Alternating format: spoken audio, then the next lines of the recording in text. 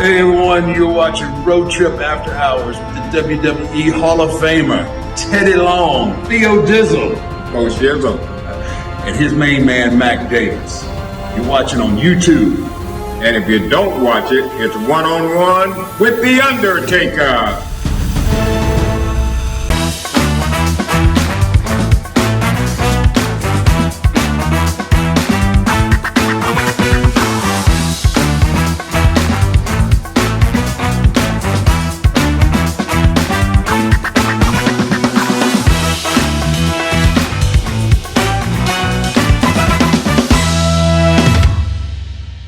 Hello again, everybody, and welcome to Road Trip After Hours. I'm your host, Mac Davis, along with WWE's Hall of Famer, Mr. Holla Holla, Teddy Long. Hey, Teddy.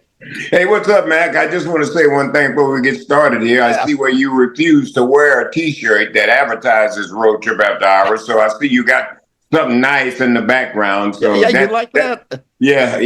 Thanks a lot. I worked on that for about a week now, trying to get that thing to work right, and I'm still not happy with it. But see if you'd just put a T-shirt on, you wouldn't have to go through all that. All you got to do is just slip it on. I wore a T-shirt on the other show that advertised our show. That was the smart thing to do. Always giving me hell. Always giving me hell. Today, Teddy, we got a very special guest in here. I kind of grabbed him at the last minute, and I have met him and known him for, God, maybe he knows it, probably 2, 3, 4 years, something like that when we first came across each other. And our guest today is a WWF superstar. And I said WWF, yes, superstar back from the early 90s, starting as the Night Stalker in his tryout match and then debuting as Atom Bomb for his employer. And Teddy, you probably know this guy, Johnny Polo, otherwise known to a lot of other people as Raven. And the gimmick being that Atom Bomb was a survivor of 3 Mile Island, that nuclear accident that took place. And he had these green glowing eyes and this red tongue. And he did a lot of work with a lot of big names during that time. And after leaving WWE, he went to WCW to be a part of the Blood Runs Cold storyline, working with Mortis and Glacier as Wrath. And he also returned back to the WWE in the early 2000s by teaming up with none other than Bryan Adams to attack and double chokeslam The Undertaker. Ladies and gentlemen, our special guest today, Bryan Clark. Hey, Bryan. Good afternoon, gentlemen. Thank you for having me. Great seeing you both. That's great. Hey. Yeah, man. Good to see you guys. But let me ask you, the start of your career, when you first came up on the scene, and I remember when you first came out, and I remember thinking to myself, wait a minute. What do you mean when he first came out? Okay, don't take it there, Teddy. That's not what I said. When you first debuted, how about that? Thank you.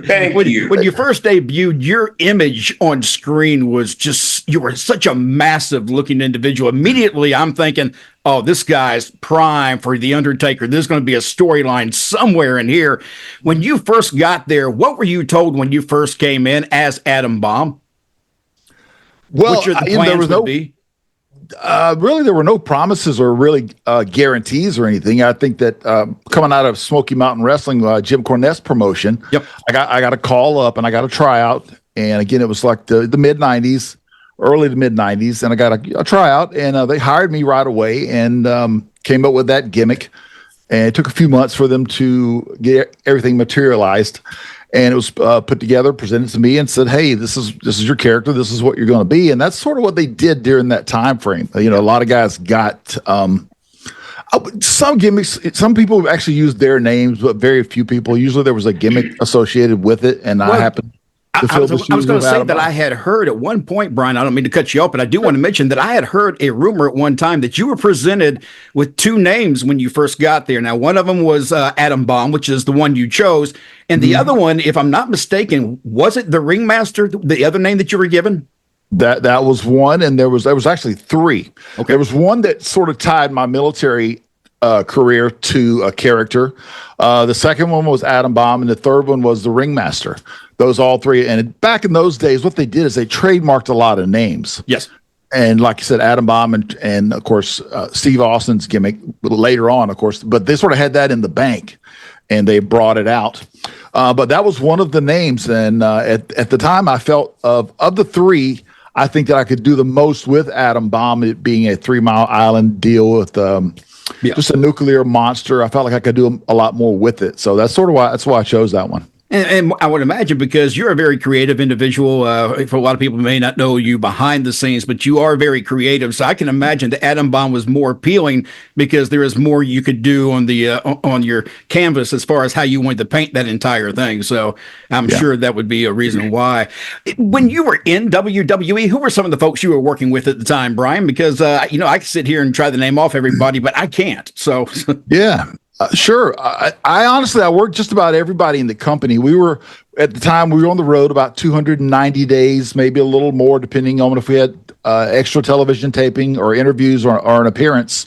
So at least around 290 that time, that many days. And during a loop, you would work one guy maybe 6 or 7 nights and then work another guy maybe 2 or 3 nights. It just varied. Or sometimes you'd be on a loop, as Teddy well knows it. You could be on it there and work the same guy for 15 nights in a row.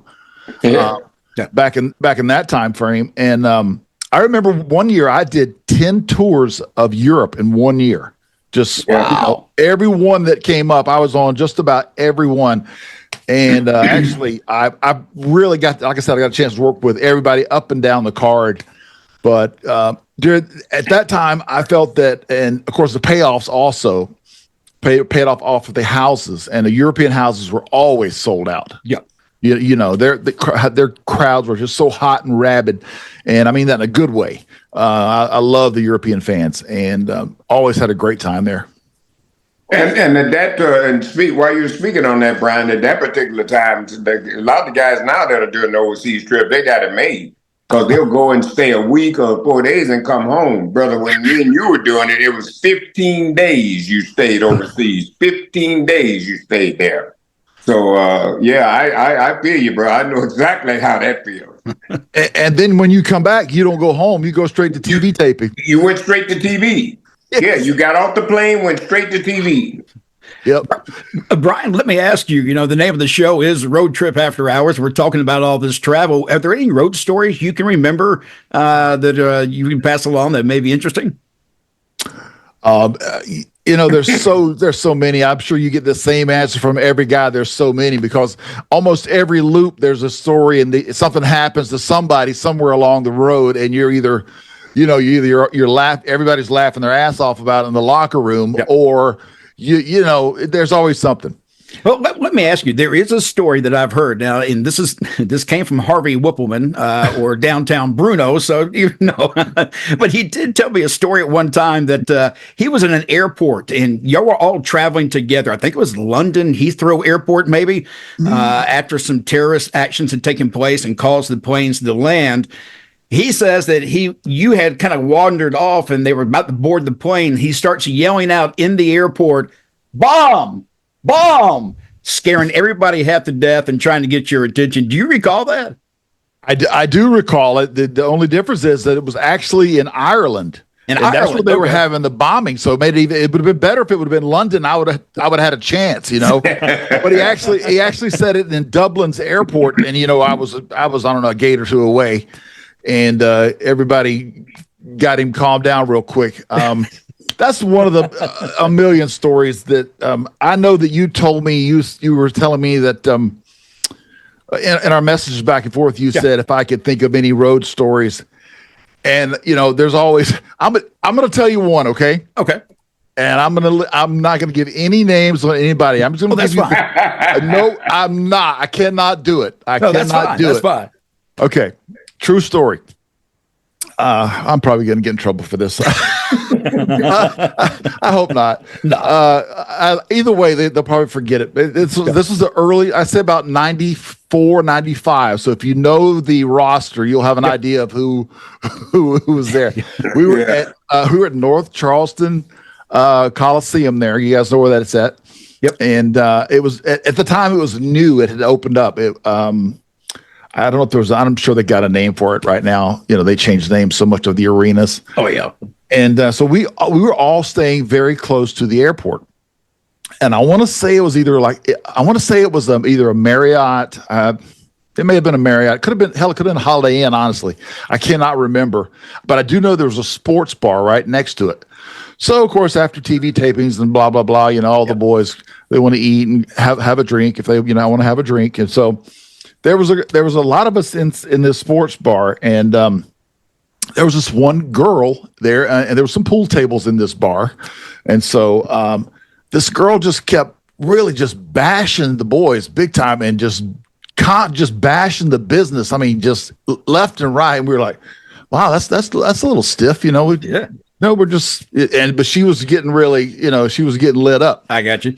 And so I mean, it kept on for a while, and everybody, and really, most of the guys sold it, but a couple guys was like, wow, man, she's really, honest for some reason. And we couldn't figure it out. So, no big deal. We all just really sold it and called it a night, whatever. Well, that's what I thought. So it's like 7 a.m. We got another flight to catch. It's time to go, right? Yep. And I got my luggage with me, and I'm going up to the front desk, and I'm getting ready to check out. And I look over to the side, and there's a girl that's just crying. I mean, just like tears like crazy, and her mascara is all down her face, right? And I'm looking at her, and I'm trying to check out, getting my credit card and everything, checking out, and I'm looking like, wait a minute, that girl is familiar. That girl looks familiar. What's the difference? Oh my God, her head had been shaved. Oh no. I'm like, oh no. So then I look over, listen, the girl's mom's there, a cop is there. Bro, it was hilarious. We were all, I'm not going to say who, what, how, when, I don't know. I'm telling you, I'm giving you full disclosure. I do not know. However, I don't think she's going to put the boots to the gas anymore. No. Man, I was in shock. I was like, what's going on here? But yeah. Oh man, go ahead. Was that the same girl that was bashing the business and talking bad to the boys? Yeah. Oh, so they got her. Yeah. Oh yeah. That's what I mean, Teddy. Teddy, I could not recognize her. I was thinking to myself, there's something different about her. I mean, the mascara and everything, but what happened? And then I was like, and she had her mom with her too. So, yeah. I mean, and this girl, of course, she was of age. She was in her 20s easily. However, she had brought her mom and a police officer down. Oh no. I'm serious. Oh man. That one always sticks with me for some reason. I don't know why. That's a great story. Yeah, that's one of the better ones we've had, actually. That was a good story. Oh, I'd like to walk right up to her and just told her, "Hey, welcome to the club." Yeah. Bryan, see, Teddy already knows. He's already investigating, going like, okay. Oh yeah, 394 5. Okay, he already knows. Oh yeah. Of all the things that you've done in wrestling, because we're running out of time, I do want to bring up, but you didn't just work in WWF. You did work in WCW for the Blood Runs Cold program with Glacier and Mortis. Ernest Miller. Yes. Ernest Miller. How did you get involved in that in the first place? Was that something they approached you about and said, "Hey, we got an idea"? Yeah, they approached me. My contract was up with WWF at the time, and I was, like I said, that schedule. I'd been away from my family so much, and that schedule, I knew that I just got a much better offer working for Eric. You worked in Atlanta at that time. I mean, you lived in Atlanta. I lived in Atlanta for 12 years, correct. Yeah. Now I'm in Arizona for like 20 plus now. Yeah. But at the time, I was in Atlanta, and I had a house there, and I just was like, like I said, just a much better deal all the way around. Every part of it. And then I got to break off as a singles from the whole Blood Runs Cold as Wrath. And then, of course, later on tagging with Bryan Adams, formerly Crush, of course. And that was Chronic? Chronic, that's right. Yeah. So we ended up our careers gratefully, man. 3-time World Tag Team Champions, all Japan champions. So I'm very blessed, man. Just I'm going to ask you this standard talk show kind of question here, but of all the things that you've done during your time in wrestling, is there a moment for you, I'm talking about a personal moment where you're like, you know what, this is something I'll never forget that was involved in your wrestling career? Oh yes, absolutely. When we won the All Japan titles, we were the 47th team of all time to win it. It was just a packed house in Sapporo, and just amazing with the streamers coming down. And what really made it to me, the most special part of it, I was a huge fan of this guy's, and he was there on basically an ambassador tour. And it was Stan the Lariat Hansen who presented us with the titles and the trophy. And I'll never forget that. No doubt. Man. Well, all right, Bryan, before we get out of here, you do have a podcast of your own, do you not? I do. We have the Adam Bombcast on Monday nights, 1 hour prior to Monday Night Raw, which is on TikTok. And then also on Friday nights, TikTok again, 1 hour prior to SmackDown. We talk pro wrestling, past, present, future. And it's growing very well, and I'm happy with it. And again, it's been fun. Really has been. You have a merch site as well that people can do and buy merch. I got two merch stores, of course, Pro Wrestling Tees here in the U.S., but I also have Wrestle Merch Central in the U.K., and they have just about everything you can imagine as far as merchandise. And not just my merch. I mean, everyone like Kurt Angle. I mean, just a lot of guys that we all know, of course, in the business. They have a lot of merch in that store. Are you in the movie business too? Look here, I keep seeing these pictures occasionally that come across my Facebook, and I'm like, okay, is he doing a movie somewhere? It's a Western usually, is it not? I have done a few things. I've done two movies. I did Forget About It with Burt Reynolds and a few other big name people back in like 2004, and then I was the lead in Axeman 2, which was I call it my B movie horror flick. And that was in 2017. I've done a lot of commercials and, different things. So, man, I'm just staying busy. And, you think when you retire, you think that, okay, I'm just going to do nothing. But from the time I get up in the morning I'm a 5 a.m., I'm an early morning person. I do the 4-minute cold plunge at 44 degrees. I start my day with that. I hit the gym, do the hot sauna, the weights. I'm just doing a lot of stuff. I went down to South America last year and got the stem cell therapy. I was going to ask you, because the last time I saw you, you had mentioned that you had some rehabs that you were going through, and you were moving better even then when I saw you. So I can imagine how well you're moving around now. I really do. I feel good. And, I've got a home gym here at our new property here, and I live in Red Rock, Arizona, which is out in the middle of the desert, but it's just gorgeous, man. I've got mountain views, and I love it. I miss Atlanta. I miss Atlanta, no doubt about it. But out here, it's just so peaceful and stress free, man. And Teddy, he also has a good friend that stays with him, that rides around in the truck with him, just like you do. Teddy's got Rufus. What's the name of the dog you're carrying around, Bryan? Oh, I've got to see pictures of Teddy's dog. I know. Yep. So I have one. Her name is Skylar. I call her Skylar Bomb. Oh, she's beautiful. Well, but check this out, Teddy. I don't know if you get to see it or not. I just got another one. Uh-oh. But I got a an Australian Shepherd and piercing blue eyes. Oh yeah, I'll let you send you some pictures of her, man. But yeah, let me see that. That's beautiful. She's a handful, man. But she is. She needed a buddy. You know what I mean? I got you. And so yeah. But I had to do it. I'm glad I did.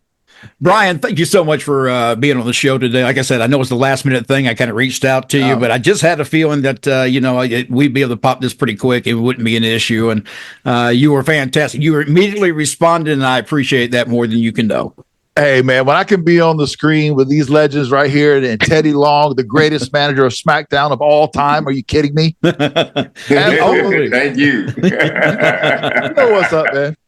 All right. I'm your host, Mac Davis. That is WWE Hall of Famer Teddy Long. And this has been Road Trip After Hours with our special guest, Adam Bomb.